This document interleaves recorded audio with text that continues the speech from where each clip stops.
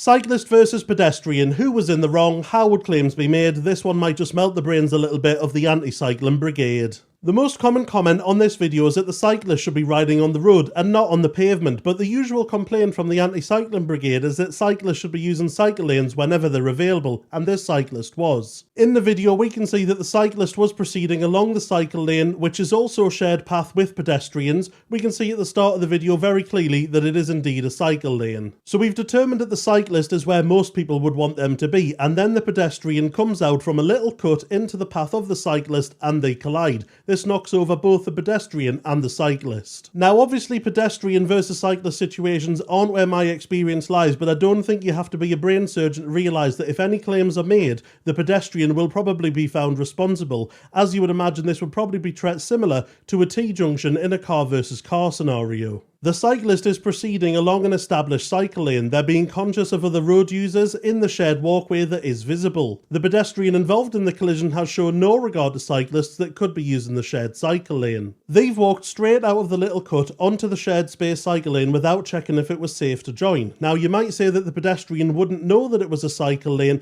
and you'd have a 1% chance of being correct and 99% chance of being wrong. Think about it. How often do you walk around areas that you don't know, especially little cuts from blocks of flats onto main road routes? So the chances are that they did know it was a shared cycle and pedestrian path and has probably walked that way thousands of times without incident. Or they could of course be a random tourist in Melton Mowbray blindly following Google Maps. There is always a 1% chance of that, I guess. Now, who is going to pay for the damages and injuries if there is any? Let's assume that the cyclist here doesn't have specific cycling insurance that would help them make a claim from the pedestrian. Both of them, if they live in a house with contents insurance, will have cover in place to be able to pay the third-party damages. This is because public liability or personal cover is provided with most contents insurance policies, and that will cover you if you cause accidental damage to something or someone outside of the house. It's how if a cyclist damages your car, more often than not, if they don't have specific cycling insurance, you would likely be able to claim any damage costs back from their contents insurance policy. And before anybody starts saying that this is an optional extra, again, you've got a 1% chance of being right, 99% chance of being wrong.